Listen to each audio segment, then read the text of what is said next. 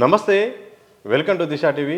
దిశ ప్రేక్షకులందరికీ కూడా అంతర్జాతీయ మానవ హక్కుల దినోత్సవ శుభాకాంక్షలు.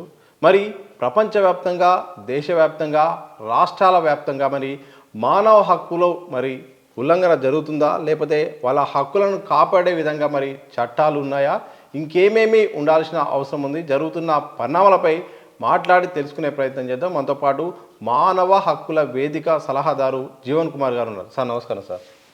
సార్, మానవ హక్కుల అంశం వచ్చినప్పుడు కూడా ప్రతిసారి ఉల్లంఘనలు అమలుపైన పెద్ద ఎత్తున చర్చ జరుగుతుంది. నిజంగా ప్రస్తుతం ఉన్న పరిస్థితుల్లో ఈ యొక్క అమలు అనేది హక్కుల ద్వారా జరుగుతుందా, లేకపోతే అవి పేరుకే పేపర్ వార్తనే పరిమితం అవుతున్నాయా? ఈరోజు ప్రపంచ మానవ హక్కుల దినోత్సవం 10th డిసెంబర్ రోజు ప్రపంచ మానవ హక్కుల దినోత్సవం. రెండవ ప్రపంచ యుద్ధం తర్వాత ఆ యుద్ధాల వల్ల జరిగిన భయంకరమైన మారణహోమం తర్వాత ఐక్యరాజ్య సమితి ఏర్పడింది, మీ అందరికీ తెలిసింది. తర్వాత ఐక్యరాజ్య సమితిలో వాళ్ళు ఒక చార్టర్ తయారు చేశారు. విశ్వవ్యాప్తంగా మానవ హక్కులు ఎట్లా ఉండాలా. అప్పుడప్పుడు చాలా దేశాల్లో స్వాతంత్రాలు వస్తున్నాయి. ఆసియా కావచ్చు, ఆఫ్రికా కావచ్చు, అట్లా భారతదేశంలో స్వాతంత్రం వచ్చింది. ఈ స్వాతంత్రం వస్తున్న దేశాలు దేనికి కట్టుబడి ఉండాలా అనే విషయంలో అందరు కూర్చొని ఆలోచించి ఒక ప్రకటన చేశారు. దాన్నే విశ్వ మానవ హక్కుల ప్రకటన అంటారు. దాంట్లో చాలా అంశాలు ప్రస్తావించారు. దాంట్లో ముఖ్యంగా ప్రస్తావించింది వారు ముందు అంటే బేసిక్గా చెప్పేది ఏంటంటే, మనిషికి ఎవరు హక్కులు ఇవ్వలేదు. By virtue of being a man, మనిషిగా పుట్టింది కాబట్టి ఆయనకు స్వాభావికంగా హక్కులు వస్తాయి, న్యాచురల్గా వస్తాయి. అది ఎవడో రాజో లేక దొరనో వాళ్ళించింది కాదు. ఆ హక్కుల్ని మనం ఎట్లా కాపాడాలా, ఆ హక్కులు కాపాడబడకపోతే ఆ మనిషి సంతోషంగా జీవించలేడు, అట్లాగే స్వేచ్ఛగా జీవించలేడు. కాబట్టి ఆ హక్కుల్ని బాగా డిఫైన్ చేశారు. ఒకటి దాంట్లో బేసిక్గా చెప్పింది ఏంటంటే, స్వేచ్ఛ అనేది మనిషికి చాలా ముఖ్యం, జీవనం అనేది చాలా ముఖ్యం. స్వేచ్ఛ జీవనంతో పాటు విద్య ఉండాలా, ఉపాధి ఉండాలా, ఉద్యోగం ఉండాలా, నివాసం ఉండాలా. ఇట్లా చాలా దాదాపు 30 అంశాలు ప్రస్తావించిన వాళ్ళు. ప్రస్తావించేమన్నారంటే, అసలు వీటన్నిటినీ ఇవన్నీ ఉన్నాయి, కానీ వీటన్నిటిని పొందడానికి ఏం చేయాలా, హక్కు ఉందని అయిపోలేదు, హక్కును పొందడానికి ఏం చేయాలా, ప్రభుత్వాలు ఏం చేయాలా, అట్లాగే ప్రభుత్వాలు ఏర్పరిచిన వ్యవస్థలు ఏం చేయాలా, రాజకీయ నాయకులు ఏం చేయాలా, అవన్నీ చాలా నిర్దిష్టంగా చెప్పినారు. చెప్పి ఈరోజు దీన్ని మానవ హక్కుల దినంగా మేము ప్రకటిస్తున్నాం.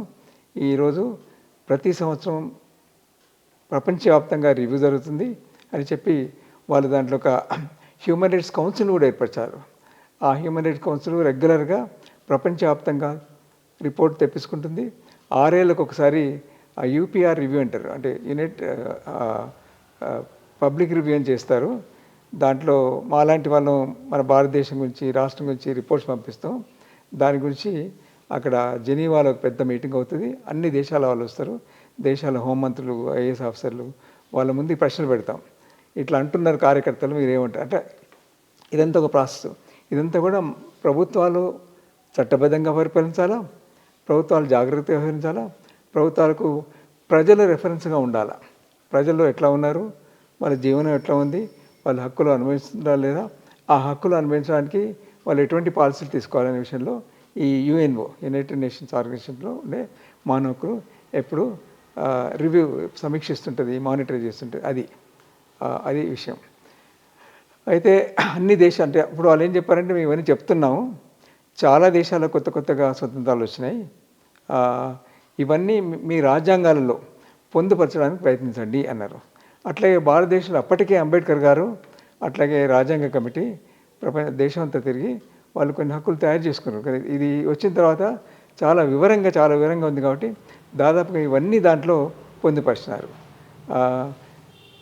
దాంట్లో ఏం చెప్తారంటే, ఇవన్నీ అమలైతే తప్ప పౌరులు సంతోషంగా ఉండలేరు.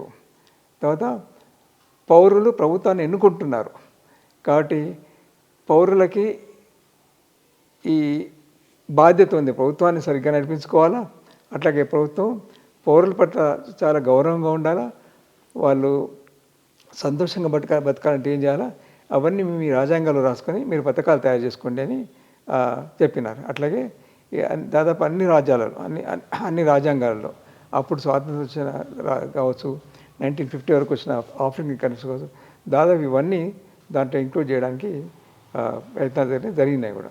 వీటిని రకరకాలుగా ఉంటాయి. వీటిని తీర్మానాలు అంటారు. ఎవ్రీ ఇయర్ జరుగుతుంది. ఆ పరిస్థితిని బట్టి తీర్మానాలు చేస్తారు. అట్నే ప్రకరణాలు కోవెనెంట్స్ అంటారు. తర్వాత ప్రభుత్వాలు వాళ్ళు చేసిన ఒడంబడికలు అంటారు. వాటి మీద సంతకాలు చేయాలి. మేము దీన్ని అమలుపరుస్తాం అని చేసిన తర్వాత వాళ్ళ దేశానికి వచ్చి మళ్ళీ చట్టాలు తయారు చేసుకోవాలి.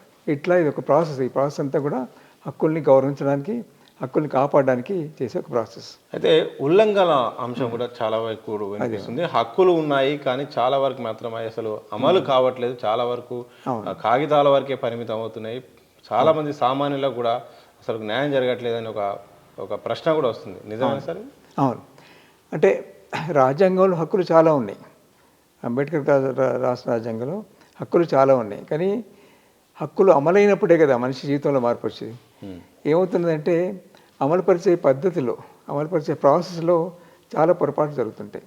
మేము హక్కుల సంఘాలుగా మేము చేసేది ఏంటంటే ప్రభుత్వం ఒక బుక్ ఇచ్చినాం, రాజ్యాంగం ఇది రాజ్యాంగం, దీని ప్రకారం నడుచుకోండి, ఓట్లు వేసినాం, ప్రభుత్వాన్ని కూర్చోబెట్టినాం, నువ్వు ముఖ్యమంత్రి, నువ్వు ప్రధానమంత్రి అని చెప్పినాం, మీరు దీని ప్రకారం నడుచుకోండి అని చెప్తుంది. మేము చేసే పని ఏంటంటే వాళ్ళు దాని ప్రకారం నడుచుకుంటున్నారా లేదా, హక్కులు ఏం రాస్తున్నాయి, ఏమవుతుంది అని ఎప్పుడు పరీక్షిస్తుంటాం. పరీక్షించి దాని మీద రిపోర్ట్ రాస్తుంటాం. తర్వాత ఇవన్నీ చెక్ చేయడానికి ప్రభుత్వం పెట్టిన కమిషన్లు కూడా ఉన్నాయి. హ్యూమన్ రైట్స్ కమిషన్ ఉంది, స్టేట్ కమిషన్ ఉంది, ఎస్సీ కమిషన్, ఉమెన్స్, అన్ని సంస్థల పైన అంతా కూడా హక్కులు అమలవుతున్నాయా లేదా అనేది.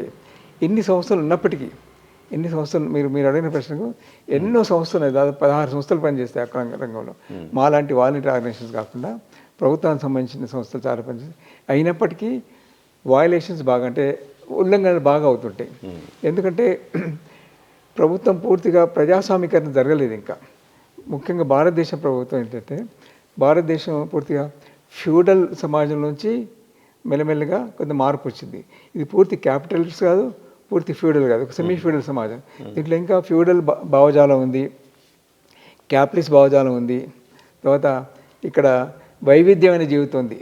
చాలా పెద్ద సంఖ్యలో దళితులు, మైనారిటీస్, పేదలు, బీసీలు, వీళ్ళందరి బాగోగులు చూసుకోవడం ప్రభుత్వం బాధ్యత. కానీ ప్రభుత్వం పూర్తిగా విలుచేతులు లేదు. ప్రభుత్వంలో రకరకాల వ్యక్తులు ఉంటారు. వాళ్ళు చాలా సందర్భాల్లో ఖచ్చితంగా రాజ్యాంగంలో ఉండే చట్టాన్ని పాటించరు. అప్పుడు మేము ప్రశ్నిస్తుంటాం. అయితే వయలేషన్స్ అవుతుంటాయి. దీంట్లో ఈ హక్కుల రక్షణ విషయంలో అసలు పోలీస్ శాఖ బాగా పనిచేయాలి. పోలీస్ శాఖను పెట్టిందే ఈ సమాజంలో బలవంతులు ఉంటారు, బలహీనులు ఉంటారు. ఈ బలహీనుని కాపాడడం నీ బాధ్యత. ఎందుకంటే బలహీనుడికి రాజకీయ అధికారం ఉంటుంది, వాడికి డబ్బు ఉంటుంది, వాడికి ప్రచారం ఉంటుంది. కానీ బలహీనుడు ఏం చేయలేడు. కాబట్టి పోలీస్ శాఖ లాంటి శాఖలు బలహీనుని కాపాడాలి, అతి బలహీనుని. కానీ ఏమవుతుందంటే పూర్తిగా ఈ రకరకాల రాజకీయ ప్రయోజనాలతో పార్టీలు అధికారంలోకి వస్తాయి. తర్వాత వాళ్ళు ప్రయోజనాల మేరకే పాలన చేస్తాయి. అట్లా పోలీస్ శాఖ అంతా కూడా పూర్తిగా ప్రభుత్వ శాఖగా పనిచేస్తుంది. దానికి పోలీస్ శాఖ ఇండిపెండెంట్గా పనిచేయాలి. కానీ అట్లా కావడం లేదు. ఈ ప్రాసెస్లోనే చాలా ఉల్లంఘన జరుగుతున్నాయి. ఎవరో ఒక చాలా మామూలు చిన్న పేదవాడు చిన్న నేరం చేస్తారు, చిన్న నేరం ఇది. కానీ ఆ నేరం ఒప్పించడానికి, ఆ నేర పరిశోధన చేయడానికి విపరీతమైన హింసను ప్రయోగిస్తారు. తీసుకుపోతారు, కొడతారు. ప్రతిరోజు చాలా నేరాలు జరుగుతాయి. పెద్ద వాళ్ళు కోట్ల స్కామ్. కానీ ఇక్కడ బలవుతున్న వాళ్ళంతా కూడా పేదవాళ్ళే. ఆ పేదవాళ్ళ పక్షాలు మేము నిలబడతాం, దాన్ని ప్రశ్నిస్తాం.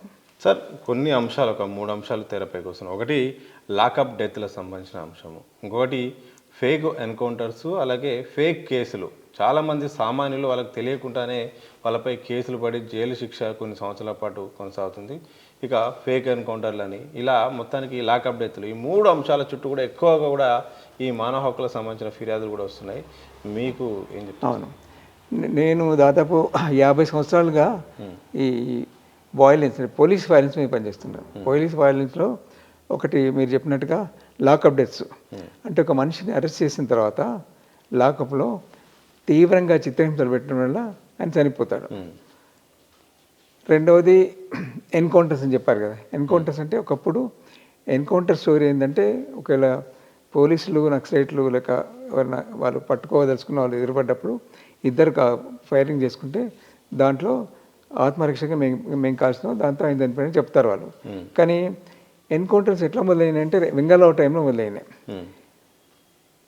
శ్రీకాకుళంలో 69లో నక్సలైట్ ఉద్యమం ప్రారంభమైన తర్వాత ఎట్లయినా ఉద్యమాన్ని అంచు అని ఒక ఇంప్యూనిటీ ఇచ్చినారు. ఇంప్యూనిటీ అంటే మీరు ఏమైనా చేయండి, మీరు కొట్టండి, చంపండి, మాయం చేయండి, కానీ నక్సలైట్ ఉద్యమాన్ని మాత్రం అణచేయాలని ఒక ఇంప్యూనిటీ పోలీసు మీదలో జొప్పించినారు. ఆ ఇంప్యూనిటీ ప్రకారం పోలీసులు పనిచేస్తున్నారు. ఎన్కౌంటర్స్ విషయంలో చాలా జరిగింది, చాలా సుప్రీంకోర్టు ఎన్నోసార్లు మాట్లాడింది, మేమంతా పిటిషన్లు వేసినాం, ఎన్హెచ్ఆర్సీ గైడ్లైన్స్ ఇచ్చింది. అయినప్పటికీ కూడా ఎన్కౌంటర్స్ ఇప్పటికి జరుగుతూనే ఉన్నాయి. మేమంటున్నాం అంటే ఒక మామూలు మనిషి హత్య చేస్తే ఆయన మీద కేసు పెట్టి ట్రయల్ నడిపిస్తారు. అట్లాగే పోలీస్ హత్య చేసిన, ఆర్మీ హత్య చేసిన హత్యనే కదా. కాబట్టి ఆయన మీద కేసు పెట్టాలా, ఆయన ప్రూవ్ చేసుకోవాలి, నేను కావాలని చెప్పలేదు, ఎదుటి వ్యక్తి నా మీద కాల్చిండు, నన్ను చంపే ప్రయత్నిస్తే ఆత్మరక్షణ కోసం మాత్రమే కాల్చిందని చెప్పుకోవాలి. అది ఇక్కడ జరగడం లేదు. పూర్తిగా పోలీసులు అంటే అబద్ధం అంతే. ఇదంతా కూడా అంటే మేము పోలీసులు తప్పడం లేదు. మేము మొదటి నుంచి కూడా ఏమంటున్నంటే దీనికి పూర్తి బాధ్యత ప్రభుత్వాన్ని. ఎందుకంటే 77లో అనుకోండి, 77లో చెన్నారెడ్డి గారు నో ఎన్కౌంటర్స్ అంటే నో ఎన్కౌంటర్ 0, 78 0, 79 అంజయ్య జాగ్రత్త 3, ఎన్టీఆర్ నక్సలైట్ దేశభక్తులు నో ఎన్కౌంటర్ 0. అంటే ప్రభుత్వం ఆదేశాల మేరకు ఎన్కౌంటర్ జరుగుతున్నాయి. ఎన్కౌంటర్ ఎందుకు జరుగుతున్నాయంటే మీరు ఇప్పుడు చూడండి, ఇప్పుడు ఛత్తీస్గఢ్లో ఏమవుతుందో ప్రభుత్వం చాలా ఓపెన్గా డిక్లేర్ చేసింది. సార్ అదే పదాన్ని నేను అడుగుతాను సార్. నిజంగా కేంద్ర ప్రభుత్వం అయితే మాత్రం నేరుగా చెప్తుంది, సరెండర్ అవుతారా లేకపోతే చస్తారా, మీరు మాత్రం సరెండర్ కాకపోతే మాత్రం మీరు మీ ప్రాణాలు ఉండవన్నట్టు కూడా ఏకంగా డైరెక్ట్గా దేశ ప్రజలపై కేంద్ర ప్రభుత్వము కేంద్ర బలగాలే చెప్తున్నాయి. ఏం చెప్తారు? ఛత్తీస్గఢ్లో కొంతకాలంగా బాగా తీవ్ర ఆందోళన ఉంది. అక్కడ నక్సలైట్లు చెప్పే విషయం ఏంటంటే ఇక్కడ చాలా ఖనిజాలు ఉన్నాయి, ఆ ఖనిజాలంతా కార్పొరేట్ రంగానికి అప్పచెప్పే ప్రయత్నం చేస్తున్నారు, ప్రజలకు ఏం తోచడం లేదు, కాబట్టి మేము వెళ్ళి వాళ్ళని సమీకరించి ఆర్గనైజ్ చేస్తామని చెప్తున్నారు. సరే, ప్రభుత్వానికి నక్సలైట్లు ఎక్కడ ఉండడం ఇష్టం లేదు. నక్సలైట్ కూడా అప్పుడప్పుడు కొంత హింస చేస్తున్నారు, అది వేరే విషయం. వాళ్ళ ఉద్దేశం ఏంటంటే ఈ ఖనిజాలన్నీ కూడా కార్పొరేషన్తో అప్పచెప్పాలా. దాదాపు 300 కంపెనీలతో అగ్రిమెంట్లు అయిపోయినాయి, కానీ వీళ్ళు ఉండడం వల్ల ప్రజలు ఖనిజాలని తవ్వనివ్వడం లేదు. అందుకని ఏం చేస్తున్నారు, వాళ్ళు మెల్లమెల్లగా నక్సలైట్లను తుదముట్టించాలా, బై ఎనీ మీన్స్ ఏదో పద్ధతి ద్వారా చంపేయాలని కేంద్ర ప్రభుత్వమే చాలా అన్యాయంగా, ప్రభుత్వం ఏ హోంమంత్రి అయితే ప్రభుత్వాన్ని నడిపిస్తాడో ఆయనే టార్గెట్ పెట్టి చంపమంటుండు. పోలీసులు చంపే వాళ్ళకు అభినందనలు తెలుపుతున్నారు, వాళ్ళకి అవార్డులు ఇస్తున్నారు. ఇది చాలా అన్యాయం, ప్రపంచం అంతా ఘోషిస్తుంది. ప్రపంచంలో ఉండే మేధావాళ్ళు 46 ఉత్తరాలు రాస్తున్నారు. ఏం చేస్తున్నారు భారతదేశంలో, మీరు టార్గెట్ పెట్టి చంపుతున్నారు, చంపేస్తా అని హోంమంత్రి అంటున్నాడు. అది సరైనది కాదు. ఇప్పటికైనా వాళ్ళు చర్చలకు వస్తే పిలవండి, కూర్చోబెట్టండి, మాట్లాడండి అని అంటున్నారు. వాళ్ళు గత 6 నెలలుగా మేము మాట్లాడతాం అంటున్నారు. చాలా ప్రాంతాల్లో సరెండర్ అయినారు. మన హిడ్మాన్ అయినా సరెండర్ అవ్వడానికి ప్రయత్నం చేస్తున్నారు. చాలా ప్రయత్నం చేస్తున్న క్రమంలోనే ఎక్కడ దొరికి చంపేస్తున్నారు. ఇప్పుడున్న ప్రభుత్వం, బీజేపీ ప్రభుత్వం ఏమనుకుంటుందంటే అసలు దీనికి సంబంధించిన అవశేషాలు ఉండడానికి, అంటే లెఫ్ట్ కొంత తీవ్రవాదం పోని కనీసం ఈ లెఫ్ట్ భావాలను ఎవరు ఉండడానికే వీలేదు అని ఇప్పుడు టార్గెట్ పెట్టాడు. ఆయన ఈ ఫిబ్రవరి 26, 2026 ఖతం చేస్తాడు. దాని తర్వాత మాలాంటి వాళ్ళు, హక్కుల సంఘాలు, రైటర్సు, మేధావులు, వాళ్ళందరి తర్వాత వాళ్ళ సంగతి నేను చూస్తాను, మా అందరికి అర్బన్ నక్సలైట్ అని పేరు పెట్టినారు. ఆ నక్సలైట్ అయిన తర్వాత మా పని పడతారట. ఇది చాలా అన్యాయం. దీని తప్పు అని ప్రపంచం చెప్తుంది, యూఎన్ఓ చెప్పింది, హ్యూమన్ రైట్స్ కమిషన్ చెప్తుండ్రు. అయినప్పుడు కూడా ప్రభుత్వం ముందు పోతుంది. సార్, బూటకపు ఎన్కౌంటర్ నిజమేనా? చాలా వరకు అది అక్కడ వాళ్ళు కాదు, కొంతమంది మావోయిస్టులు కాకుండా కానీ అక్కడ మావోయిస్టుల పేరుతో కొంతమంది చంపేస్తున్నారు. కొంతమంది సరెండర్ అవుతామని చెప్పినా కానీ లేదు, వీళ్ళ ఉండకూడదు అన్నట్టుగా కూడా ఆ నెపం అనేది కనిపిస్తున్నట్టు కూడా లేఖలు అయితే విడుదలవుతుంది. నిజమేనా? అవును. అంటే ఎన్కౌంటర్లు దాదాపుగా బూటకమే. నేను చెప్పినట్టుగా 50 పనిచేస్తున్నాను. నేను ఒక 1200 ఎన్కౌంటర్ చూసినాను. ఎన్కౌంటర్స్ పరిశీలించినాం నేను బాలగోపాల్ని. దాంట్లో నా అనుభవంలో ఒక 6 ఎన్కౌంటర్ మాత్రం రియల్ ఎన్కౌంటర్స్. ఎందుకంటే ఆ 6 ఎన్కౌంటర్లో పోలీసుల గాయాలేని, కొన్ని చోట్ల వాళ్ళు చనిపోయినారు, కానీ తక్కిన అన్నీ కూడా బూటకమే. అంటే అరెస్ట్ చేసి చంపడం, ఇంటి మీద దాడి చేసి చంపడం, లేక సరెండర్ కావడానికి చేతులు ఇస్తే చంపేయడం, ఇది చంపేయడం. ఎందుకంటే ప్రభుత్వం ఆదేశాలు. ఇప్పుడు ఏమైంది, ఎట్టి పరిస్థితుల్లో నక్సలైట్ ఉద్యమం భారతదేశంలో ఉండడానికి వీల్లేదు అనే ఒక నిర్ణయానికి వచ్చింది ప్రభుత్వం. దానికోసమని కూర్చోబెట్టి మాట్లాడడం అనవసరం. ఎందుకంటే వాళ్ళు ఆయుధాలు పట్టుకున్నారు కాబట్టి ఆయుధాలు పట్టుకున్న వాళ్ళతోటి మేము డెమోక్రటిక్గా డీల్ చేయం. మేమంటున్నాం మీరు ఇది ఒక ప్రజాస్వామిక ప్రభుత్వం, ప్రజాస్వామికంగా డీల్ చేయండి. వాళ్ళు వస్తూ అంటుండ్రు, కూర్చోబెట్టండి, మాట్లాడండి, ఆయుధాలు వదిలిపెట్టమని చెప్పండి. వాళ్ళు మాట్లాడతారు కావచ్చు, మేము కూడా ప్రయత్నిస్తాం. మేము శాంతి చర్చలో నేను మెంబర్ని, వైఎస్ రాజశేఖర రెడ్డిగా నేను ఆ పౌర స్పందన మేము ప్రయత్నం చేస్తున్నాం. కానీ ఇప్పటి ప్రభుత్వం మాత్రం ఎట్టి పరిస్థితుల్లో వాళ్ళతో మాట్లాడే పరిస్థితి లేదు. వాళ్ళని పూర్తిగా తుదముట్టించడం తప్ప వేరే మార్గం లేదు అని అంటుంది. ఈ మధ్యలో కొందరు చాలామంది సరెండర్ అయినారు, సరెండర్ కావడానికి ప్రయత్నం చేస్తున్నారు, వాళ్ళు కాల్ చేస్తున్నారు. ఇది నడుస్తుంది. అది చాలా విచారకరం. పూర్తిగా చట్ట వ్యతిరేకం, రాజ్యాంగానికి వ్యతిరేకం, చట్టానికి వ్యతిరేకం. అంతర్జాతీయ చట్టాలు కూడా ఉన్నాయి. మనం దాన్ని సంతకం చేసినాం. యుద్ధ సమయంలో ఎవరైనా లొంగిపోవడానికి వస్తే చాలా మర్యాదగా తీసుకుపోవాలి, ఇల్లు చాలా భోజనం పెట్టాలా, వాళ్ళ దేశానికి అప్పచెప్పాలా. దాని జెనీవా కన్వెన్షన్ దానికి సిగ్నేటరీస్ మనం, దాని మీద సంతకం చేసాం. అయినప్పటికీ అవన్నీ వయలేట్ చేసి ఇష్టం వచ్చినట్టుగా వీళ్ళు చేస్తున్నారు. సార్, కేంద్ర రాష్ట్ర ప్రభుత్వాలు ఒకవైపు హ్యూమన్ రైట్ కమిషన్లు అయితే ఉన్నాయి, కమిషన్లు కూడా ఫిర్యాదులు పోతున్నాయి, ఫిర్యాదు స్వీకరించినట్టు చెప్తున్నారు. కానీ వాస్తవ రూపకంలో ఆ ఫిర్యాదులకు విచారణ జరుగుతుందా, సామాన్యులకు బాధితులకు న్యాయం జరుగుతుందా? కమిషన్లు ఏర్పరిచారు కానీ కమిషన్స్కు పూర్తి అధికారాలు లేవు. అవి స్టాచ్యుటరీ బాడీస్ కావు, ఓన్లీ రికమెండేటరీ బాడీస్. కమిషన్స్ ఊరికే రికమెండ్ చేస్తాయి, ఇట్లా కావడానికి వీళ్ళని శిక్షించవు. అవి తీర్మానాలు తీర్పులు చెప్పవు. దానివల్ల ఏమవుతుందంటే కమిషన్లు ఏవో చెప్తుంటాయి, దాన్ని పార్లమెంట్లో పెడతారు, ఇంకోసారి చేయకండి చెప్తుంది, వాళ్ళు ఏదో మేమే అనిపిస్తారు, మళ్ళీ చేస్తూనే ఉంటారు. కాబట్టి కమిషనర్ని కూడా దాన్ని కూడా మేము అంటున్నాం, కమిషనర్లకు అధికారాలు ఇవ్వండి అని. ఇది కొంచెం చిన్న అధికారాలు నేను లాకప్ డెత్ విషయంలో కొంత కంపెన్సేషన్ విషయంలో అప్పుడప్పుడు మేము వెళ్ళి కమిషన్లో గొడవ చేసి ఆర్గ్యూ చేస్తే కంపెన్సేషన్ ఇస్తున్నారు. కానీ దాంట్లో మా అనుభవంలో ఒక్క పోలీస్ ఆఫీసర్ కూడా కమిషను శిక్ష వేయలేదు. అంటే శిక్ష వేసే అధికారం లేదు. అది ఓన్లీ రికమెండేటరీ బాడీ మాత్రమే. ఓన్లీ అభిప్రాయాలు చెప్పి తప్పు అని చెప్తుంది తప్ప ఇట్లా తప్పు చేస్తే శిక్ష వేయాలని ఏం చెప్పదు. కాబట్టి కమిషన్ వల్లగా పెద్దగా ప్రయోజనం లేదు. అయితే మాలాంటి వాళ్ళు వాడుకుంటాం, అది బాగా పత్రికలు రాస్తుంటాయి, తర్వాత గవర్నమెంట్ బాగా బదనాం అయిపోతుంది. కాబట్టి కొంత జాగ్రత్త ఉండడానికి ప్రయత్నం చేస్తారు. ఇవన్నీ మేము చెప్పేది ఐవాష్ కోసమే. కమిషన్లు కూడా నిజమైన కమిషన్లు ఏమీ లేవు. ఎస్సీ కమిషన్ కూడా చూస్తున్నాం కదా, ప్రతి సంవత్సరం 4000 కంప్లైంట్స్ పోతాయి. వాళ్ళు ఎగ్జామిన్ చేసేది ఒక 2000 కూడా ఉండేవి. దానిలో పనిష్మెంట్ పడేది ఒక 100 మంది కూడా ఉన్నారు. ఇది పరిస్థితి. సార్, మరోవైపు కార్మికుల అంశం కూడా తెరపైకి వస్తుంది. చాలామంది కార్మికులకు వాళ్ళ చట్టాలు కూడా అమలు కాకుండా వెట్టి చాకరీ చేయించుకుంటారు. ఒకటి, చిన్నపిల్లల విషయంలో కూడా ట్రాఫికింగ్ జరుగుతుంది, పిల్లల్ని పనిలో పెట్టుకుంటున్నారు. వాళ్ళ హక్కులకు దూరం చేసి వాళ్ళను అంటే వాళ్ళకి చదువుకునే అవకాశం లేకుండా మొత్తం కూడా ఒక నియంత్రణలో ఇంకా ఉండే పరిస్థితి ఈ రోజులో కూడా ఉందని కూడా పెద్ద ఎత్తున ఫిర్యాదులు వస్తున్నాయి. కార్మికుల విషయంలో ఏమైందంటే కార్మికులు అసలు నిజానికి ఈ గవర్నమెంట్ వచ్చిన తర్వాత తీవ్ర ఆందోళన ఉన్నారు. కార్మిక చట్టాలు 46 చట్టాలని 4 కోడులుగా తీసేసినారు. చేసి ప్రభుత్వాలు ఏమనుకుంటున్నాయి, ప్రభుత్వాలు అంటే ప్రభుత్వం అని చెప్పడం మామూలు విషయం, కానీ ప్రభుత్వం ఒకటే లేదు. ప్రభుత్వం వెనుక ఒక పెద్ద కార్పొరేట్ శక్తి ఉంది. వాళ్ళు చెప్పినట్టుగా ప్రభుత్వం నడుచుకుంటుంది. కార్పొరేట్ వాడు ఏమంటుండు, ఈ కార్మిక సంఘాలు పెట్టుకొని హక్కులను మాట్లాడి పని సరి చేయడం లేదు, ఎంతకు వాళ్ళు రకరకాల డిమాండ్లు పెడతారు. కాబట్టి అన్ని హక్కులు ఉండడానికి అన్ని చట్టాలు ఉండడానికి వీల్లేదని చాలా ప్రెషర్ పెడితే గవర్నమెంట్ కూడా దాన్ని 4 కోడులుగా మార్చింది. అసలు ఇదివరకున్న అన్ని చట్టాలన్నా పూర్తి న్యాయం జరగలేదు. మీరు అన్నట్టుగా బాల కార్మికులు, మీరు ఏ వర్క్షాప్ పోయినా, మీరు హైదరాబాద్లో ఏ వర్క్షాప్ పోయినా, ఏ స్కూటర్ రిపేర్ ఎక్కడ పోయినా పిల్లలు పనిచేస్తూనే ఉన్నారు. ఇదంతా కూడా అంటే ఇదంతా ఊరికే గాల్లో మాట్లాడుకోవడం అవుతుంది. బట్ సమాజం అట్లా ఉంది. ఈ అంతరాలున్న సమాజం, చాలా అంతరాలున్న సమాజంలో ఇట్లాగే ఉంటుంది.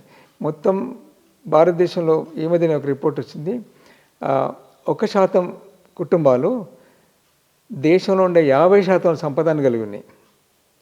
దేశంలో ఉండే 50% ప్రజల సంపద ఒక్కరి దగ్గర ఉన్నాయి. తర్వాత ఈ 50%లో 10% కుటుంబాలు, ఈ 40% దాదాపు 30 కంటే పైన సంపద వాళ్ళ చేతిలో ఉంది. మామూలు ప్రజలకు 3% సంపద మాత్రమే ఉండేది. అంటే ఆర్థికంగా ఇన్ని వ్యత్యాసాలున్న సమాజంలో ఇట్లాగే ఉంటాయి. పిల్లవాడు వాడు చదివే లాభం ఉందని వాడు స్కూల్కి పోడు, ఏదో పని చేసుకొని బతకాలనుకుంటాడు. రకరకాల బాల్య చట్టాలని, తర్వాత ఇవన్నీ డీల్ చేయడానికి ప్రత్యేకమైన కార్మిక శాఖలని, చైల్డ్ లేబర్ని డీల్ చేయడానికి, అంటే సెక్స్ ట్రాఫికింగ్, ఇవన్నీ ఉన్నప్పటికీ కూడా ఈ అవకతవకల సమాజంలో ఎన్ని వ్యవస్థలు ఉన్నప్పటికీ కూడా ఆ వ్యవస్థలు సరిగా పనిచేయకపోవడంతో తప్పకుండా పరిస్థితులు ఏమీ మార్పు రాదు. ప్రజలు అట్లాగే బాధపడుతుంటారు. సంతోషంగా ఉండేవాళ్ళు సంతోషంగా ఉంటారు, బాధపడేవాళ్ళు బాధపడుతూనే ఉంటారు. కానీ వ్యవస్థలు పూర్తి స్థాయిలో శక్తివంతంగా నడవాలంటే, విచారణ ప్రాసెస్ కూడా చాలా సమర్థవంతంగా నడవాలంటే ఎలాంటి అధికారాలు కమిషన్లకు ఇవ్వాలి సార్? కమిషన్లకు మేం చెప్పేది అంటే స్టాచ్యుటరీ, అంటే కోర్టులకు ఇచ్చినట్టు వాటికి కూడా కొన్ని స్టాచ్యుటరీ పవర్స్ ఉండాలంటున్నాం. ఒక లాకప్ డెత్ ప్రూవ్ అయితే ఆ ఇన్స్పెక్టర్ని పని చేసే అధికారం కమిషన్కి ఉండాలి. అట్లా లేదు. హ్యూమన్ రైట్స్ కమిషన్ కూడా ఓన్లీ రికమెండరీ బాడీనే. ఏం అంటే చాలామంది తెలియని విషయం ఏంటంటే, మేము కమిషన్కి ఒక ఫిర్యాదు మేము రెగ్యులర్ చేస్తున్నాం, చేయగానే కమిషనర్ ఏం చేస్తాడు, ఆ ఫిర్యాదు కాపీని అవతల ఎవరికైతే మేము కంప్లైంట్ చేస్తే ఆయనకు పంపిస్తాడు. ఆయన మళ్ళీ ఏదో రాస్తే అది మాకు పంపిస్తాడు. ఇట్లా ఒక 5-6 సార్లు కరెస్పాండెన్స్ అయిన తర్వాత అప్పుడు పిలుస్తాడు, ఇట్లా అంటున్నారు వీళ్ళు ఇట్లా ఉంటున్నారు. కానీ ఏమీ కాదు. నా అనుభవంలో నేను రెగ్యులర్ హ్యూమన్ రైట్స్ కమిషన్ పోతాను. నా అనుభవంలో ఒక్క కేసులో కూడా న్యాయం జరిగేది. కాకుంటే ఒక 4 లాకప్ డెత్ కేసులో మేము కొంత నష్టపరిహారం ఇప్పించినాం. అయితే కమిషన్స్కు ఇంకా పవర్స్ రావాలా. రిటైర్డ్ జడ్జిని పెడుతున్నారు, వాళ్ళకి చట్టాలు తెలుసు. తర్వాత కమిషన్ రిపోర్ట్లు పార్లమెంట్లో చర్చకు రావడం లేదు. ఇక్కడ స్టేట్ కమిషన్ రిపోర్ట్లు అసెంబ్లీలకు చర్చకు రావడం లేదు. ఆ రిపోర్టు అక్కడ చర్చ అయిన తర్వాత పరిస్థితులు మెరుగుపడాలా, ఒక మెకానిజం ఉండాలా, దీని ప్రకారంగా వ్యవస్థను మార్చుకోవాలి. అదేం జరగలేదు. పేరుకు మాత్రం కమిషన్లు ఉంటాయి. ఏదో ఒక రిపోర్ట్ ఆయన సబ్మిట్ చేస్తారు, పత్రికలు రాస్తారు, అయిపోతుంది. అంటే ప్రజల ఒత్తిడి బాగా ఉండాలి. అంటే ప్రజా సంఘాలు బాగా పనిచేయాలి. మాలాంటి సంఘాలకి చాలా రావాలి. అందరూ చాలా ఐకమత్యంగా చైతన్యంగా ప్రభుత్వాన్ని ప్రశ్నించినప్పుడు మాత్రమే ఈ ప్రభుత్వం యొక్క యాటిట్యూడ్ మారుతుంది. అంతవరకు హక్కులు కాపాడబడం. అయినప్పటికీ కొంత బెటరే ఇప్పుడు. అంటే కోర్టులకు అంటే మామూలుగా స్వేచ్ఛ విషయంలో సుప్రీంకోర్టు బాగా ఇంటర్వ్యూ అవుతుంది. స్వేచ్ఛ ఆర్టికల్ 21 జీవించే హక్కు విషయంలో, డిస్ప్లేస్మెంట్ విషయంలో. ఇప్పుడు మొత్తం అభివృద్ధి పేరుతో జరిగే డిస్ప్లేస్మెంట్, అభివృద్ధి పేరుతో చాలామంది ఇండ్లు పోతున్నాయి, భూములు పోతున్నాయి. దాని విషయంలో కొంత చెప్తున్నది, వాళ్ళకి ఇల్లు ఇబ్బంది, ఇల్లు కూడా కొట్టద్దు. తర్వాత భూమి ఉంటే భూమి పోతే వాడు భూమికి ఇచ్చే ప్రయత్నం చేయండి, వాడి జీవనోపాధి ఏంది, ఇవన్నీ అడుగుతున్నారు. కాబట్టి కొంతవరకు సుప్రీంకోర్టు పనిచేస్తున్నది. బట్ ఇంకా చాలా పని జరగవలసింది, ఇంకా చాలా ఆందోళన బాగా జరగవలసింది. సార్ ఇంకొకటి, మీరు నిజ నిర్ధారణ దాంట్లో కూడా చాలా కేసులు కూడా చూసే ఉంటారు. మీరు చూసిన దాంట్లో అత్యంత పెద్ద కేసు, పెద్ద సంఘటన ఏంటి, బాగా ఇబ్బంది పెట్టింది, అలాగే చాలా కష్టంగా ఫైట్ చేయాల్సి వచ్చి న్యాయం చేసిన కూడా కేసు ఏంటి సార్? చాలా ఉన్నాయి సార్. ఈ 40-50 ఏళ్ళు చాలా చూసిన. నేను చూసిన ఒక చాలా భయంకరమైన కేసు ఏంటంటే, గోదావరి కింద దగ్గర నస్పూర్ అనే ప్రాంతంలో ఒక దళాన్ని వెంటాడుకుంటూ వచ్చిండ్రు. వాళ్ళకి ఇంట్లో దాక్కున్నారు. ముగ్గురిట్లో లోపల ఉన్నారు, బయట నుంచి ఫైరింగ్ జరుగుతున్నది. అంతేకాకుండా రూఫ్ టాప్ చుట్టూ ఇళ్ళన్నీ ఖాళీ చేయించి పైన రూఫ్కు హోల్ చేసి రంధ్రం చేసి పైనుంచి కిరోసిన్ పోసి అంటుపెట్టిండ్రు. అందరు చూస్తున్నారు. డే టైంలో అందరు చూస్తుండగానే డే టైంలో ఇంటి పైకి ఎక్కి పోలీసులు, ఒక ఎస్పీ అక్కడ నిలబడి, ఒక 200 మంది పోలీసులు చుట్టూ నిలబడి అందరిని దూరం పంపించి ఆ ఇంటి పైకి ఎక్కి ఇంటికి హోల్ చేసి డ్రిల్ చేసి దాంట్లో నుంచి పెట్రోల్ కిరోసిన్ కలిపి పోసి అంటుపెట్టారు. ఇంత భయంకరం. వాళ్ళు బయటకు వద్దురు కావచ్చు కానీ అట్ట చంపేసినాయి. ఇటువంటి నేను చాలా చూస్తున్నాను. మా వరంగల్ రెడ్డి కాలనీలో మా ఇంటి దగ్గరే డే టైంలోనే వాళ్ళు బయటకు వెళ్ళాలని ట్రై చేస్తున్నారు. మొత్తం బ్లాక్ చేసి ఓపెన్గా కాల్ చేస్తున్నాం. మా కళ్ళ ముందు చూసేస్తున్నాం. తర్వాత ఇప్పటికి రాష్ట్రంలో 46 మంది మిస్ చేస్తున్నారు. మిస్సింగ్ అంటారు. ఈ లాకప్ డెత్స్ ఎన్కౌంటరే కాకుండా మిస్సింగ్ అంటే మనిషిని తీసుకెళ్తారు, ఏమేంటో తెలియదు. ఎన్కౌంటర్లో బాడీ దొరుకుతుంది, లాకప్ డెత్లో బాడీ దొరుకుతుంది. మిస్సింగ్ కేసులో ఏం దొరకదు. దాని మీద కమిషన్ వేసి ఏం దొరకదు. దాని మీద టీఎల్ రెడ్డి కమిషన్ అప్పుడు ఎన్టీఆర్ టైంలో వేసినారు. దాని మీద మేము అన్ని కేసులు ప్రజెంట్ చేసినాం. ఏమి అంటే మాకు సాక్ష్యాలు దొరకలేదు. బాడీలు కొన్ని కాల్ చేసినారు, కొన్ని కాకతీయ కెనాల్లో పడేస్తున్నారు, కొన్ని ట్రైన్ల కింద పడేస్తారు, ఏమి దొరకవు. ఇటువంటి అంటే ఎంత భయంకరంగా పోలీసు పరిస్థితి. ఎందుకంటే వాళ్ళ వెనుక ప్రభుత్వం ఉంది. నేను చెప్పే ఇంప్యూనిటీ, ప్రభుత్వం మీరు ఏమైనా చేయండి వాళ్ళ విషయంలో, మేము జోక్యం చేసుకోమని హామీ ఇస్తారు. తర్వాత చంద్రబాబు టైంలో 3 ఎన్కౌంటర్లు చేస్తే ఒక ప్రమోషన్, 4 ఎన్కౌంటర్ చేస్తే 1,00,000 అవార్డు.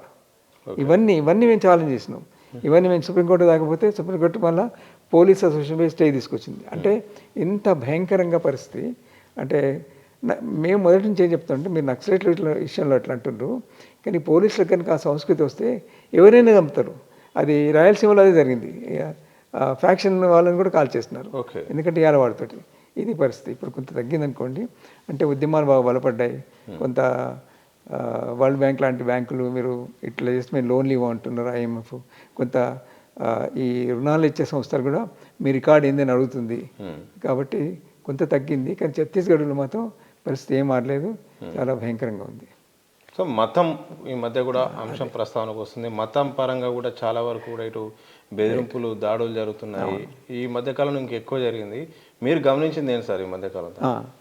బీజేపీ ప్రభుత్వం వచ్చిన తర్వాత మేము బీజేపీ ప్రభుత్వాన్ని, అంటే ఎమర్జెన్సీలో ఉన్న బీజేపీ ప్రభుత్వం వేరు, తర్వాత బీజేపీ వెనుక పూర్తిగా కూడా ఆర్ఎస్ఎస్ ఉంది. ఆర్ఎస్ఎస్ అనే సంస్థ పూర్తిగా హిందూ మతం ప్రాబల్యం చెప్తుంది. హిందూ మతానికి సంబంధించిన ఒక హిందూ ధర్మం అనేది భారతదేశ ధర్మం, ఇతర ధర్మాలు ఇక్కడికి కావు. ముస్లింలు కానీ క్రిస్టియన్లు కానీ ఈ దేశం వాళ్ళు కాదు. ఈ దేశాన్ని సంతోషంగా, ప్రజలను సంతోషంగా ఉంచాలంటే ఇక్కడ ఒక కల్చర్ ఉంది, ఆ కల్చర్ని కాపాడాలా.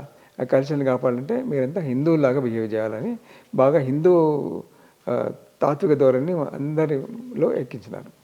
దాంతో ఏమైంది, ఇది కూడా మానవ హక్కుల ఉల్లంఘన అని మేము అంటున్నాం. దీనివల్ల ఏమైంది, నిజానికి భారతదేశం ఒక వైవిధ్యమైన దేశం కదా. కొన్ని వేల రకాల కులాలు ఉంటాయి, కొన్ని వేల రకాల సంస్కృతులు ఉంటాయి, కానీ వాళ్ళు అందరూ హిందువులేనే ఒక వాదన తీసుకొచ్చినారు. దీనివల్ల ఏమైందంటే ముస్లింల మీద దాడులు, దళిత దాడులు, మైనారిటీల మీద దాడులు బాగా పెరిగిపోయినాయి. ప్రతిరోజు జరుగుతూనే ఉంటాయి. ఈ లింకింగ్ అనే పేరుతోటి, అంటే స్ట్రీట్లో పట్టుకొని అందరు చూస్తున్న చంపేయడం అనేది యూపీలో, బీహార్లో, రాజస్థాన్లో ఇప్పటికీ 36 జరిగినాయి. ఓపెన్గా చంపేస్తున్నారు. ఓపెన్గా ఏదో అంటే ఆవును చంపినాడనో, లేక ఆవు మాంసం అమ్ముతున్నాడనో, రకరకాల వదంతులతో చంపుతున్నారు. ఈ ప్రభుత్వం ఏమనుకుంటుందంటే ఈ దేశాన్ని హిందూ దేశంగా చేయాలా, ఎందుకంటే ఇది ముస్లిం మీద కాదు, ముస్లిం మీద ఎప్పుడో వచ్చి ఇక్కడ గుళ్ళు, అంటే సెంటిమెంట్స్ మీద బాగా వాళ్ళు ప్రజల్లో సెంటిమెంట్స్ తెప్పించి ఈ రకరకాల ఆలోచన ధోరణి వాళ్ళని వ్యతిరేకించే ఒక సంస్కృతిని పెంచుతుండ్రు. దాన్ని మేము వ్యతిరేకిస్తున్నాం. దానివల్ల చాలా ఇబ్బందులు. నాకు కూడా ఫోన్లు వస్తుంటాయి. నేను ముస్లిమ్స్లో కురేషి అనే కమ్యూనిటీతో పనిచేస్తాను. ఆ కురేషి కమ్యూనిటీ వాళ్ళు మాంసం అమ్ముతుంటారు. వాళ్ళు ఇదివరకు ఆవులు తెచ్చేవాళ్ళు, ఇప్పుడు తేవడం లేదు. వాళ్ళు మామూలు పశువులు తెచ్చినా కూడా వెళ్ళి వాళ్ళని కొట్టడం, తీసుకెళ్ళి పోలీస్ స్టేషన్ కూర్చోబెట్టడం, ఈ ఆర్ఎస్ఎస్ బజరంగ్ దళ్ పదార్థ సంస్థల్ని వాళ్ళు చేస్తుంటారు. మేము ఇంటర్వ్యూ అవుతాం, పోయి పోలీసుతో మాట్లాడొచ్చిన తర్వాత నాకు ఫోన్ వస్తుంది, ఏం రా నువ్వు హిందువు కాదా, నువ్వు తొలుకొని అని. తర్వాత 2016 నుంచి 19 వరకు తెలంగాణలో 46 చర్చిలను కొలగొట్టినారు. దాని మీద తిరిగి మేము వివరాలు సేకరించి ఒక పెద్ద స్టోరీ రాశాను. అప్పటి నుంచి మళ్ళీ నాకు మళ్ళీ ఫోను, నువ్వు తొలుకొని అనుకున్న క్రిస్టియన్వా, నీకేమవుతుంది చర్చిలు కొలగొడితే ఇట్లా. అంటే ఇటువంటి భావజాలం బాగా ప్రచారంలోకి వచ్చింది. అది మేము అంటే నాకో లేక ఇంకెవరికో కాదు, ప్రజాస్వామ్యానికి చాలా ప్రమాదకరం. ప్రజాస్వామ్యం ఉండాలంటే అన్ని రకాల భావాలు ఉండాలా, తర్వాత భావాల మధ్య సంఘర్షణ ఉండాలా, తర్వాత అందరూ బతికే అవకాశం ఉంది ఇక్కడ. అటువంటి దేశం ఇది. రకరకాల కులాలు, ఇప్పటికీ 46 మంది సంచార జాతులు ఉన్నారు. ఇంకా అసలు బీసీఏలో మీకు తెలుసో లేదో 13 కులాలు భిక్షగాన్లే. వాళ్ళు మీరేంటో అంటే భిక్షాలు అంటారు. ట్రైబల్స్లో వాళ్ళకి దేవుడు రాముడు, హనుమంతుడు కాదు, వాళ్ళకి సంబంధించిన ప్రకృతి దైవాలు ఉంటాయి. ఇవన్నీ కాకుండా ఒక ఏకమతం ఉండాలా, ఏక దేవుడు ఉండాలని ఒక ప్రచారం జరుగుతుంది. అది చాలా విచారకరం. దాన్ని అందరం వ్యతిరేకించవలసిందే. అది విషయం. సార్, గ్రామాల్లో చాలామంది కూడా మానవ హక్కుల గురించి చాలామందికి ఐడియా ఉండదు. అలాగే ఫిర్యాదు చేసే విధానం కూడా తెలిసి ఉండదు. ఇంతసేపు ఏమైనా జరిగితే అక్కడ గ్రామ స్థాయిలో ఆగిపోతే, లేకపోతే పోలీస్ స్టేషన్ ఆగిపోతే, కానీ ఈ హ్యూమన్ రైట్స్ అనేది ఒకటి ఉన్నది అనేది చాలామంది తెలియదు. ఇలాంటి సందర్భంలో అవగాహన కల్పించాల్సిన బాధ్యత ప్రభుత్వంపై ఉందా, లేకపోతే సంస్థలు దీంట్లో ముందుకు పడి వాళ్ళకు అవగాహన కల్పించాలా? ఎట్లా సార్ వాళ్ళకి అవగాహన తీసుకురావడం? అంటే మేము కొంత చేస్తున్నాము. అంటే కాలేజీలలో, స్కూళ్ళల్లో క్లాసులు పెట్టి మాట్లాడుతున్నాం, గ్రామాలలో మాట్లాడుతున్నాం. కానీ నిజానికి మీరు అన్నట్టుగా ప్రభుత్వం కూడా చేయాలి. ఇప్పుడు హ్యూమన్ రైట్స్ కమిషన్ పెట్టినప్పుడు అది హ్యూమన్ రైట్స్ వయలేషన్ చెక్ చేయడం కాకుండా మానవ హక్కుల్ని ప్రచారం చేయడం కూడా. అది ప్రతి జిల్లా కేంద్రంలో సెమినార్లు పెట్టాలా, స్కూళ్ళలో కాంపిటీషన్ పెట్టి ప్రైజులు ఇవ్వాలా, వ్యాసరచన పోటీలు పెట్టాలా. అదేం చేయడం లేదు. వాళ్ళకి కొంత బడ్జెట్ ఉంది, అయినప్పటికీ చేయడం లేదు. ఎవరికి ఇంట్రెస్ట్ లేదు. కాబట్టి చాలా అవసరం మానవ హక్కుల. అఫ్కోర్స్ అంటే స్కూళ్ళలో కొంత 8th క్లాస్ నుంచి లెసన్ పెట్టారు రాజ్యాంగం హక్కులు అనేది, కానీ అది సరిపోదు. ఈ అధికారులు గ్రామాలకు వెళ్ళాలా, చెప్పాలా, దళితులకు ఉండే హక్కులు ఏంటి, బీసీలకు ఉండే హక్కులు ఏంటి, తర్వాత ముస్లింలకు ఉండే హక్కులు ఏంటి, అందరికి తెలవాలి. వాళ్ళకి ఏం తెలియదు వాళ్ళకి. మాది ఒక చిన్న సంస్థ, ఆయన మేము పుస్తకాలు వేస్తాం, కరపత్రాలు వేస్తాం, సెమినార్లు పెడతాం, మీటింగ్లు పెడతాం, ధర్నాలు చేస్తాం, ఆ రకంగా ప్రచారం చేస్తున్నాం. అయినప్పుడు సరిపోవడం లేదు. ప్రభుత్వం బాధ్యతగా అసలు మానవ హక్కుల దినం ఒకటి ఉంటుంది. ప్రతి కలెక్టరు ఎవ్రీ మంత్ ఒక హ్యూమన్ రైట్స్ మీటింగ్ పెట్టాలా. దానికి దళిత సంఘం, బీసీ సంఘం, ముస్లిం పిలిచి కూర్చోబెట్టి మాట్లాడాలి. ఏమైంది పరిస్థితి, గ్రౌండ్లో అడగాల. ఎక్కడ కాదు, ఆ రివ్యూలే కావు. ఇప్పుడు మేము ఒత్తిడి చేయంగా ఈ మధ్యలో పెడుతున్నాం. మన రంగారెడ్డి జిల్లాకి నేను పోయినాను, హైదరాబాద్ జిల్లాలో పెట్టినారు. ఇది అంటే బాలగోపాల్ గారు ఎప్పుడు చెప్పేవాళ్ళు, హక్కులు రాగానే సరిపోలేదు, హక్కుల్ని మనం అనుభవించడానికి కూడా పోరాటం చేయాలి. హక్కులను అనుభవించడానికి, హక్కులను అమలుపరచడానికి 2 రకాల పోరాటాలు అవసరం. అప్పుడే హ్యూమన్ రైట్స్ డేకి ఒక అర్థం ఉంటుంది. కాబట్టి ఈ హ్యూమన్ రైట్స్ డే రోజు అందరూ ఇవన్నీ సమీక్షించుకొని ఇంకా ఏం చేయాలని ఒక నిర్ధారణకు వచ్చి కొంచెం సంస్థను బలోపేతం చేయడానికి కృషి చేస్తారు. దాంట్లో భాగంగానే నేను వాళ్ళు మాట్లాడుతున్నాను. సార్, బాలగోపాల్ గారి ప్రస్తావన తీసుకొచ్చారు. మీరు వారి సన్నిహితులు, మరి వారు అప్పట్లో ఎలాంటి యాక్టివిటీస్ కూడా చేసేది, ఎలాంటి రచనల ద్వారా, ఎలాంటి సమావేశాల ద్వారా ప్రజల్లోకి వారి కార్యక్రమాలు తీసుకెళ్లేది. ఒకవేళ బాలగోపాల్ గారు ఇప్పుడు ఉంటే ఎట్లా ఉండేది? ఇప్పుడు అందరూ వేసే ప్రశ్నే. ఇప్పుడు అందరూ ఏమంటారంటే బాలగోపాలు, కన్నబిరాన్ అంటే ఎట్లా ఉండేది, వాళ్ళు లేకపోయారని. వాళ్ళు చాలా అంటే ఖచ్చితమైన మనుషులు, చాలా టోటల్ కమిట్మెంట్తో పనిచేసిన వాళ్ళు. వాళ్ళకు ప్రజలు రెఫరెన్స్ తప్ప వేరే ఏమీ లేదు. బాలగోపాల్ ఎక్కడ ఏ సమస్య ఉన్నా తను స్వయంగా వెళ్ళేవాడు. మేమంతా వెళ్ళేవాళ్ళం ఆయనతో పాటు కమిటీలో వెళ్ళి పరిశీలించేవాళ్ళం. పరిశీలించి ఒక ప్రెస్ మీట్ పెట్టి అక్కడ ఆ విషయాన్ని బయట పెట్టేవాళ్ళం. వీలైతే వెళ్ళి గవర్నమెంట్ని కలిసేవాళ్ళం. దాని తర్వాత ఆయన లాయర్ కాబట్టి దాన్ని కోర్టులే అంటే ఈ 4 అంచెలుగా ఒక హక్కును కాపాడడానికి ప్రయత్నం చేసినారు. అంత కృషి చేసే వాళ్ళు తగ్గిపోయినారు ఇప్పుడు. అయినప్పటికీ మేము కొంత పనిచేసే ప్రయత్నం చేస్తున్నాం. అది ఆయన రాసేవాడు, అదొకటే కాకుండా ఆయన అనుభవాన్ని రాసేవాడు, కరపత్రాలు రాసేవాడు, పుస్తకాలు వేసేవాడు, ఇవన్నీ చేసేవాడు. మేము కొంతమేరకు ఇప్పుడు చేస్తున్నాం. కానీ అందరూ ఇట్లా పనిచేసినప్పుడు సమాజంలో మార్పు ఉంటుంది. సార్, ఇప్పుడు యువతకు ప్రాధాన్యత కల్పిస్తే బాగుంటుంది. యువత కూడా మానవ హక్కులపై తెలుసుకుంటే చాలామంది కూడా రీచ్ అయ్యే అవకాశం ఉంది. మరి ఇప్పుడు ఉన్న పరిస్థితుల్లో తెలుసుకుంటున్నారా? హక్కులపై తెలుసుకోవాల్సిన అవసరం ఉందా? యువతలో కొంత నిర్లిప్తత ఉంది. అంటే నేను యువతను తప్పుపట్టడం లేదు. యువతకు ఏమైందంటే డైవర్షన్స్ బాగా అయిపోయినాయి.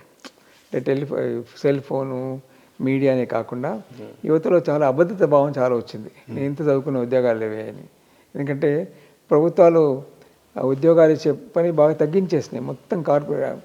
చంద్రబాబు నాయుడు వచ్చినప్పుడు వరల్డ్ బ్యాంక్ ఏమైంది, ఈ నువ్వు ఒక మార్కెట్ని క్రియేట్ చేయి, దానిలో పడి వాడే వెతుకుడు, నువ్వు ఉద్యోగం ఇచ్చే అవసరం లేదు. అంటే నీళ్ళలో పడితే ఈత వస్తుంది అన్నట్టు అట్లా మొదలు. ఇప్పటికీ అదే పరిస్థితుంది. కాబట్టి యువతలో ఏమైందంటే బాగా నిస్పృహలు బాగా ఉన్నాయి. తర్వాత కొంత రకరకాల వ్యసనాలు. ఈ ప్రభుత్వాలు చాలా ఫ్రీగా లిక్కర్ అమ్ముతుంది, అంటే చాలా విరివిగా లిక్కర్ అమ్ముతుంది. తర్వాత ఒక భయంకరమైన కల్చర్ డెవలప్ అయింది. రకరకాల పండుగలు చేసుకోవడం, యూత్ ఫెస్టివల్స్, తర్వాత క్లబ్ డాన్సులు. దీని పట్ల యువత తొందరగా అట్రాక్ట్ అవుతుంది. అట్లాగే వస్తున్న సినిమాలు, మీడియా, తర్వాత ఈ సోషల్ మీడియా అంత వాళ్ళని కొంత పక్కదారిని పట్టిస్తున్నాయి. కాబట్టి మేము వరి ఏదంటే ఈ సమాజం, ఈ యువత అంటే పౌరులు, ఈ సమాజం ఏమైపోతుందో, వీళ్ళు ఏమైపోతుందో వరి ఉంది. అందుకని వాళ్ళు కూడా చెప్పే ప్రయత్నం చేస్తున్నాం. కొంత చిన్న గ్రూప్స్గా పనిచేస్తున్నారు. కాలేజీలో చిన్న గ్రూప్స్ పెట్టుకుంటున్నారు, బస్సులకు వస్తున్నారు, మాతో పాటు బస్సులు తిరుగుతుంటారు, గ్రామాలకు వస్తుంటారు. కొంత అవుతుంది, చాలా జరగవలసింది. ప్రభుత్వం ఆ విషయంలో ఏం చేయడం లేదు, వదిలేసేది వాళ్ళు. అందుకని క్రైమ్ రేట్ బాగా పెరుగుతుంది. యువకుల్లో క్రైమ్ పెరుగుతుంది, డ్రగ్స్ తీసుకునే అలవాటు పెరుగుతుంది. ఇవన్నీ కూడా ఆ యువకుల్ని నాశనం చేస్తుంది. ఆ ప్రాసెస్ జరుగుతుంది. చాలా విచారకరం. సార్, చివరిగా మానవ హక్కుల సంబంధించిన అంశాలు గతంతో పోలిస్తే ఇప్పుడు ఎట్లా ఉన్నాయి? కేసుల విషయంలో కానీ, ఉల్లంఘన విషయంలో కానీ, ప్రభుత్వ తీరు కానీ, జరుగుతున్న పరిణామాలు చూస్తే గతంతో పోలిస్తే ఇంప్రూవ్మెంట్ ఉందా, లేకపోతే ఇంకెక్కువ కూడా బాధితులు పెరిగిపోతున్నారా? కేవలం పేపర్ వరకే, కేసుల వరకే పరిమితం అవుతుందా? ఓవరాల్గా దీనికి కంక్లూజన్ లాగా ఎవరు ఏం చేస్తే అందరికీ న్యాయం జరిగే అవకాశం ఉంటుంది, ఒక మనిషికి జీవించే అవకాశం, స్వేచ్ఛగా బతికే అవకాశం ఉంటుంది? అంటే గతంతో పోలిస్తే కొంత బెటరే. అంటే పూర్తి న్యాయం జరుగుతుంది అనడం లేదు. కానీ అంటే రకరకాల సమస్యలు, కోర్టుల్లో పెండింగ్ కేసులు, ఒక కేసు సరిగ్గా నడవదు, చాలా టైం తీసుకుంటుంది. న్యాయం వచ్చేసరికి చాలా టైం పడుతుంది. అట్లాగే ఆ, ఉద్యోగాలు లేవు. మొత్తం ఇప్పుడు ఇప్పుడు చూస్తున్న డ్రామా చూస్తున్నాం కదా, ఏదో ఈ గ్లోబల్ సమ్మిట్ అని పెట్టి ఏం అర్థం కావడం లేదు. నువ్వు పెట్టిన ఫ్యాక్టరీలను క్లోజ్ చేస్తున్నారు, పబ్లిక్ సెక్టర్ లేదు, గవర్నమెంట్ ఉద్యోగాలు లేవు, రిటైర్మెంట్ కాగానే ఉద్యోగాలు నింపడం లేదు. ఈ యువత అంతా ఎడిపోతారు. కాబట్టి ఈ పరిస్థితిలో ఉంది. ఈ పరిస్థితిలో అంటే కొంత హ్యూమన్ రైట్స్ విషయంలో కొంత బెటరే, గతంలోతో పోలిస్తే కొంత బెటర్. ఎందుకంటే ప్రత్యేకంగా తెలంగాణ లాకప్ డేట్స్ తగ్గినాయి, ఇక్కడ ఎన్కౌంటర్ లేవు, ఆంధ్రప్రదేశ్లో కూడా తగ్గింది. దానికి కారణం ఏంటంటే కొంత ఉద్యమాలు కూడా ప్రభావం తగ్గింది. బట్ కొంత డైవర్సిఫికేషన్ జరిగింది. అంటే ప్రభుత్వాలు ఉద్యోగాలు ఇవ్వకుండా కూడా వాళ్ళ రకరకాల ఉద్యోగాలు, ఇప్పుడు జొమాటోలో పనిచేస్తున్నారు, యూత్ అంతా సిటీకి వచ్చి ఏదో పని చేసుకొని బతికే ప్రయత్నం చేస్తున్నారు. కానీ వాడి హక్కులు ఇతరులని ఆలోచించలేదు. ఏదో నాకు బతుకుతుంది వాళ్ళు, ఏదో ఇంత తిని పెళ్లి చేసుకుంటే ఏమైనా డబ్బులు ఉంటే తల్లిదండ్రులకు పంపేయడం, లేక చిన్న రూమ్ కిరాయి చూసుకొని ఉంటే చాలు అంటుంది తప్ప వేరే విషయాలకు పోవడం లేదు. అది వాళ్ళు చాలా స్థిరంగా ఉండి ధైర్యంగా నిలబడ్డప్పుడు కొంత సంఘాలు బలపడతాయి, ప్రభుత్వాలు కూడా భయపడతాయి. ప్రభుత్వాన్ని ప్రశ్నించాలి, ప్రశ్నించే పరిస్థితి వాళ్ళు లేరు. చాలా ప్రయత్నం చేస్తే ఇప్పుడే మేము ఆ గిగ్ వర్కర్స్కి రైట్స్ గురించి మాట్లాడినాం. వాళ్ళకి ఏం హక్కులు లేవు, వాళ్ళు యాక్సిడెంట్లో చనిపోతున్నారు, జ్వరం వస్తే చూసేవాళ్ళు లేరు. ఈ గిగ్ వర్కర్స్, ఈ ట్యాక్సీ డ్రైవర్లు, ఈ ఓలా ఊబర్ డ్రైవర్లు, అట్లాగే ఈ స్విగ్గీ, వీళ్ళందరికీ కూడా చాలా పెద్ద ఉద్యమం నచ్చింది. నేను దాంట్లో సలహా దాన్ని ఇప్పుడే వాళ్ళ హక్కులు రాస్తున్నాం, ప్రభుత్వం ఒప్పుకుంది. ఇటువంటివి జరగాల. Thank you very much sir. ఇది మా మానవ హక్కుల వేదిక సలహాదారు జీవన్ కుమార్ గారు వారి యొక్క సందేశాన్ని, విశ్లేషణను, జరుగుతున్న పరిణామాలపై విశ్లేషణ పూర్తి స్థాయిలో చెప్పే ప్రయత్నం చేశారు. చూస్తూనే ఉండండి దిశ టీవీ.